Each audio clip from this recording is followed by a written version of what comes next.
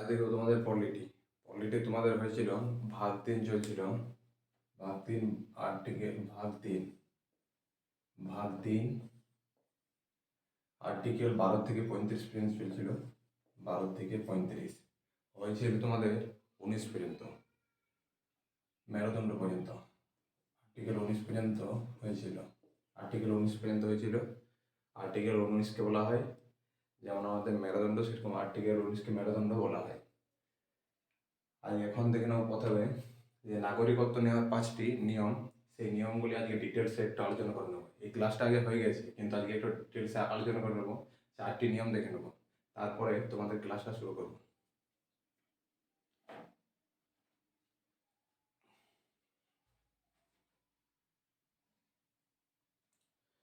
নাগরিকত্ব নেওয়ার 5টি নিয়ম আছে, তার মধ্যে 4টি নিয়ম দেখবো এখন। 4টি নিয়মের মধ্যে একটা হচ্ছে জন্মের আধারে। জন্মের আধার হচ্ছে যেমন সানিয়া মির্জা পাকিস্তানের একজন ক্রিকেটারকে বিয়ে করেছে এবং তার নাগরিকত্ব সানিয়া মির্জা কিন্তু পাকিস্তানের নাগরিকত্ব নেয়নি, ভারতের নাগরিকত্বতে আছে। তাই এখানে দেখব যে সানিয়া মির্জা যখন কোনো বাচ্চা জন্ম নেবে, তখন তাকে জন্মের আধারে সানিয়া মির্জার ছেলে ভারতীয় নাগরিকত্ব পাবে। সানিয়া মির্জার ছেলে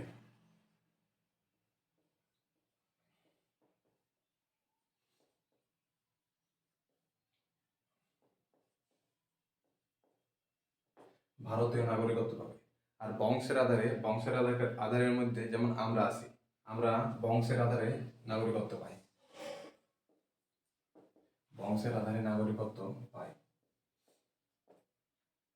আর অর্জিত ভূমির ক্ষেত্রে বলতে বোঝায় যেমন সিকিম আমাদের দেশ ছিল না। সিকিম 1975 সালে আমাদের ভারতের সাথে যুক্ত হয়। এটা অর্জিত ভূমির ক্ষেত্রে সিকিম।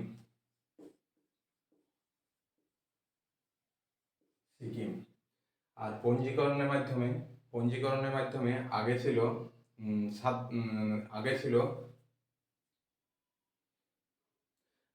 6 মাস। পঞ্জীকরণের মাধ্যমে আগে ছিল 6 মাস, এখন হয়েছে 7 বছর। 7 বছর পর পঞ্জীকরণের মাধ্যমে নাগরিকত্ব পাওয়া যায়। আরেকটা হচ্ছে দেশীয়করণ দেখুন, এই 4টি নাগরিকত্ব। একটা হচ্ছে জন্মের আধারে সানিয়া মির্জার ছেলে ভারতীয় নাগরিকত্ব পাবে। বংশের আধারে এসে আমরা নাগরিকত্ব পাই। অর্জিত ভূমির ক্ষেত্রে বলতে সিকিম। আর পঞ্জীকরণের মাধ্যমে আগে ছিল 6 মাস, এখন হয়েছে 7 বছর।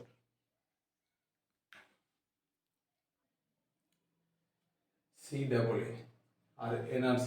CAA-তে নাগরিকত্ব দেওয়া হয়, আর NRC-তে নাগরিকত্ব দেওয়া হয় না। এটা নাগরিকত্ব দেওয়া হয়, এটা নাগরিকত্ব দেওয়া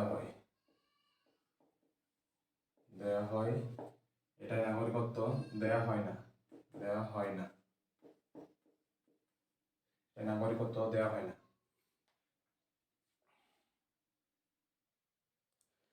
যখন কোনো মানুষকে ধর্মের দিকে প্রতারণা করা হয়, তখন তাকে বলা হয় রিলিজিয়াস পারসিকিউশন। ধর্মের প্রতারণা মানে ধর্মের দিকে জ্বালায়। যেমন ভারতের বাইরে যেমন পাকিস্তান, আফগানিস্তান, চায়না, মায়ানমার, এই জায়গাতে কিছু অল্প সংখ্যক মানুষ বলতে যেমন অল্প সংখ্যক মুসলিম, অল্প সংখ্যক হিন্দু, অল্প সংখ্যক রোহিঙ্গা, এইসব মানুষকে যখন ওই দেশগুলো ধর্মের দিকে প্রতারণা করে এবং ভারতে চলে আসে, তখন তাদের NRC দ্বারা নাগরিকত্ব দেওয়া হয়।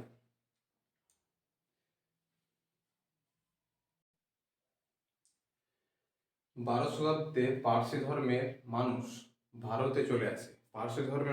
ইরান থেকে ভারতে চলে আসে। ইরানে সেই সময় পার্সি ধর্মের মানুষের উপর খুব অত্যাচার হয় এবং 12 শতাব্দীতে পার্সি ধর্মের মানুষ ইরান থেকে ভারতে চলে আসে। 1947-এর সময় অনেক হিন্দু পার্সি পাকিস্তান থেকে ভারতে চলে আসে। 1959 চায়না তিব্বতে আক্রমণ করে এবং অনেক পার্সি ধর্মের মানুষ ভারতে চলে আসে। আর এইখানে পার্সি ধর্মের মানুষ গুজরাটে চলে আসে। এই যে 1200-তে পার্সি ধর্মের মানুষ ভারতে উম, ভারতে ইরান থেকে যে ভারতে আসে, গুজরাটে আসে। 1979 রাশিয়া আক্রমণ করে আফগানিস্তানের উপর, এবং আফগানিস্তানের অনেক মানুষ তখন শরণার্থী হয়ে ভারতে চলে আসে। 1980 শ্রীলঙ্কার তামিলের উপর খুব অত্যাচার হয়। টাইগার শ্রফ, লিবারেশন টাইগার শ্রফ তামিল ইলাম, তামিল ইলাম, LTTE, এবং অত্যাচার হয় শ্রীলঙ্কার তামিলের উপর। তখন শ্রীলঙ্কার তামিলের মানুষ অনেক ভারতে চলে আসে। 1971 বাংলাদেশ ভয়ঙ্কর অত্যাচার করে, বাংলাদেশের উপর ভয়ঙ্কর অত্যাচার হয় এবং ভারতে শরণ নেয়। Passport, passport, passport, passport, pass মানে হচ্ছে, পাস মানে হচ্ছে সাইট, সাইট, পাস মানে হচ্ছে সাইট। আর পোর্ট, PORT, পোর্ট মানে হচ্ছে সমুদ্র পোর্ট বা এয়ারপোর্ট, সমুদ্র বন্দর, সমুদ্র বন্দর বা এয়ারপোর্ট, এয়ারপোর্ট। আর ভিসা হচ্ছে অন্য দেশে ল্যান্ড করার জন্য, ভিসা, ভিসা হচ্ছে অন্য দেশে, অন্য দেশে ল্যান্ড করার জন্য,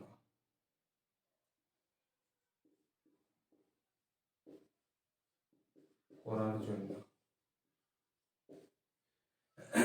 পাসপোর্ট, পাস মানে যে সাইট, পোর্ট মানে যে সমুদ্র বন্দর বা এয়ারপোর্ট, আর ভিসা মানে হচ্ছে অন্য দেশে ল্যান্ড করার জন্য একটি ভিসা। কিন্তু ভিসা সব দেশের আলাদা আলাদা হয়। ইংল্যান্ডের আলাদা, অস্ট্রেলিয়ার আলাদা, জার্মানির আলাদা, দুবাইয়ের আলাদা, ভিসা কিন্তু সব দেশের আলাদা। তোমাদের আর্টিকেল 12 থেকে ভাগ 3 চলছিল, আর্টিকেল 12 থেকে 35 হয়েছিল তোমাদের আর্টিকেল 19 পর্যন্ত। এখন দেখবো আর্টিকেল 20 থেকে। আর্টিকেল 20 আছে article 20A, article 20B, article 20C। ই ex post facto, ex post facto, ex post facto মানে হচ্ছে যদি, যদি কোনো ব্যক্তি, যদি কোনো ব্যক্তি, যদি কোনো ব্যক্তি 2020 সালে চুরি করে, 2020 সালে, 2020 সালে, 20 সালে চুরি করে, এবং সেই ব্যক্তির কেস লড়তে লড়তে যদি 2024 সাল হয়ে যায়, তখন সেই ব্যক্তিকে 2020 সালে, 2020 সালে যে সাজা ছিল সেই সাজা দেওয়া হবে। 2020 সালে যদি 3 মাসের জেল ছিল, তাহলে 2024 সালে কিন্তু সেই ব্যক্তিকে তখন তাকে 3 মাসের জেলে দেওয়া হবে। এবং যদি 2024 সালে যদি চুরি করলে ফাঁসি নিয়ম হয়ে যায়, কিন্তু তখন তাকে ফাঁসি দেওয়া হবে না, চুরির উপরে 3 মাসের জেলেই হবে, 3 মাস জেল, জেল, 3 মাসের জেল হবে। ই এক্স পোস্ট ফ্যাক্টো মানে হচ্ছে যদি কোনো ব্যক্তি 2020 সালে চুরি করে এবং তাকে 2024 সাল হয়ে যায় কেস লড়তে লড়তে, তখন তাকে 2020 সালের হিসেবে সাজা দেওয়া হবে। Double Jio party, double Jio party মানে হচ্ছে যদি কোনো ব্যক্তি, যদি কোনো ব্যক্তি দুটি একই অপরাধ করে, দুটি একই অপরাধ করে, তখন তাকে ওই দুটি অপরাধের মধ্যে একটি অপরাধেরই সাজা দেওয়া হবে, দুটি অপরাধে সাজা দেওয়া হবে না। ডবল জিওপার্ডি মানে। সেলফ ইনক্রিমিনেশন, সেলফ ইনক্রিমিনেশন হচ্ছে নিজের বিরুদ্ধে, নিজের বিরুদ্ধে সে প্রমাণ দিতে পারবে না, নিজের বিরুদ্ধে প্রমাণ দিতে পারবে না, প্রমাণ দিতে পারবে না, পারবে না। আর্টিকেল 20 হলো, এবার আর্টিকেল 21 দেখো। আর্টিকেল 21 বলছে life and personal liberty. Life and personal liberty মানে হচ্ছে তোমার বেঁচে থাকার অধিকার কেউ কেড়ে নিতে পারবে না, এবং তুমি নিজের থেকেও আত্মহত্যাও করতে পারবে না। লাইফ অ্যান্ড পার্সোনাল লিবার্টি, তোমার বেঁচে থাকার অধিকার কেউ কেড়ে নিতে পারবে না, এবং তুমি নিজের থেকে আত্মহত্যাও করতে পারবে না, আত্মহত্যা করা যাবে না, নিজের থেকে আত্মহত্যা করতে পারবে না, পরিবেশ দূষণও করতে পারবে না। পরিবেশ দূষণ হলে অন্য কারো ক্ষতি হবে, পরিবেশ দূষণও করতে পারবে না। এবং হেলমেট লাগাতে হবে, সিট বেল্ট লাগাতে হবে। হেলমেট না লাগালে অ্যাক্সিডেন্ট হবে, সিট বেল্ট লাগাতে হবে, সিট বেল্ট না লাগালেও অ্যাক্সিডেন্ট হবে। হেলমেট সিট বেল্ট দুটি লাগাতে হবে।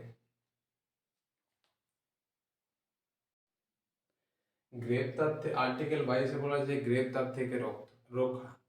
যতক্ষণ না আপনি কোনো অপরাধ করবেন ততক্ষণ না পুলিশ আপনাকে গ্রেপ্তার করতে পারবে না।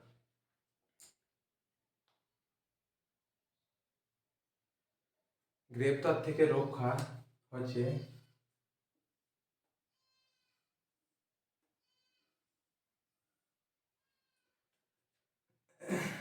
দণ্ডাত্মক। আর্টিকেল 22, আর্টিকেল 22-এ বলা হয়েছে গ্রেপ্তার থেকে সংরক্ষণ। যতক্ষণ না আপনি কোনো অপরাধ করবেন ততক্ষণ না আপনাকে গ্রেপ্তার করতে পারবেন। আবার আর্টিকেল 22-এ এটা বলা হয়েছে যে আপনি অপরাধ না করলেও আপনাকে গ্রেপ্তার করবে জিজ্ঞাসাবাদ করার জন্য। যেমন প্রথমে হচ্ছে আর্টিকেল 22-কে দেখো যে একটা দণ্ডাত্মক আর একটা হচ্ছে নৈতিক, দু রকম হবে। একটা ওয়ারেন্ট যখন আপনাকে পুলিশ গ্রেপ্তার করবে বাড়িতে এসে বা যেখানে হোক, ওয়ারেন্ট দেখাবে, তারপর আপনাকে গ্রেপ্তার করবে। 24 ঘন্টার মধ্যে আপনাকে জর্জের কাছে বা কোর্টে প্রেস করতে হবে। আপনি উকিল রাখতে পারেন। দণ্ডাত্মক হলে আপনাকে ওয়ারেন্ট দেখাতে হবে, 24 ঘন্টার মধ্যে আপনাকে কোর্টে পেশ করতে হবে। আপনি উকিলও রাখতে পারেন। ইন্ট্রোগেশন মানে জিজ্ঞাসাবাদ। পুলিশ আপনাকে জিজ্ঞাসাবাদ করতে পারে। কাস্টাডি, পুলিশ কাস্টাডিতে নিতে পারে। অ্যারেস্ট পুলিশ অ্যারেস্ট করবে আপনাকে। জুডিশিয়াল কাস্টাডি জেল মানে হচ্ছে আপনাকে এই যেটা জেল জজের আন্ডারে হয়, কোর্টে জজের আন্ডারে জেল হয়। আর পুলিশের থানার মধ্যে জেল হয় না। থানার মধ্যে একটা ছোট পাড়া একটা রুম থাকে, ওই রুমটার মধ্যেই দু একদিন রাখে, তারপর 24 ঘন্টার ভিতরে আপনাকে জেলের মধ্যে নিয়ে যেতে হয়। যে কোর্টে নিয়ে যেতে হয়, 24 ঘন্টার মধ্যে কোর্টে নিয়ে যেতে হয় এবং জজের কাছে প্রেস করতে হবে।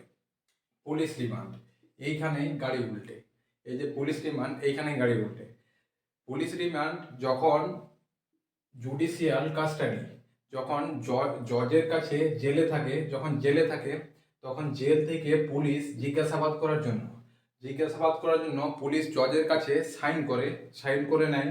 14 দিনের মতো সাইন করে নেয়। আর এইখানেই গাড়ি উল্টে, এই জায়গাতে গাড়ি উল্টে।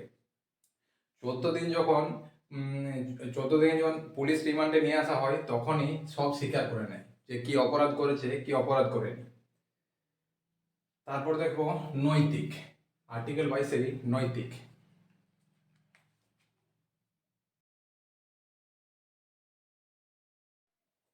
আর্টিকেল 22 নৈতিক। এর মধ্যে আছে প্রিভেন্ট ডিটেনশনে বলে নিষেধাত্মক অপরাধ করলে থামাতে হবে। 2 নম্বর হচ্ছে নো ওয়ারেন্ট। যখন অ্যারেস্ট করবে পুলিশ তখন কোনো ওয়ারেন্ট দেখাবে না, ডাইরেক্ট 24 ঘন্টার মধ্যে অ্যারেস্ট করবে এবং কোর্টে নিয়ে যাবে। 3 নম্বর হচ্ছে নো অ্যাডভোকেট। আপনি উকিল রাখতে পারবেন না। Rollins act 1919। আর এইগুলোর মধ্যে আছে, যদি এই আইনগুলো একটা লেগে যায়, ASPA, ASFA, এটা যেখানে লাগে, ASPA যেখানে লাগে সেখানে পুলিশের কোনো কাজ থাকে না। এখানে ফোর্স লেগে যায়, সৈন্য লেগে যায়, ভারতীয় সৈন্য দেওয়া হয় এবং দেখতে পাওয়া মাত্রই গুলি করে দেওয়া হয়।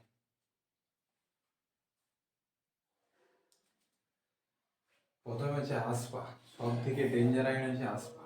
যেখানে লাগে সেখানে ভারতীয় সৈন্য দিয়ে দেওয়া হয় এবং সেখানে পুলিশকে কোনো পুলিশ থাকে না, সেখানে পুলিশের কোনো দরকার পড়ে না, পুলিশ থাকে না। ASPA এটা হলো আর্মাল পাওয়ার। আর্মাল ফোর্স,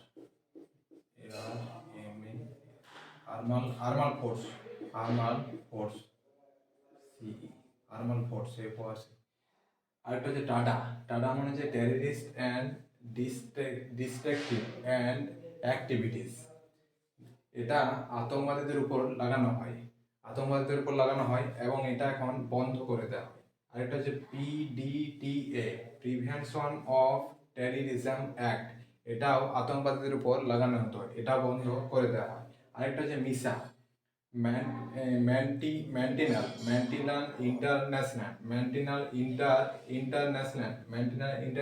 সিকিউরিটি অ্যাক্ট।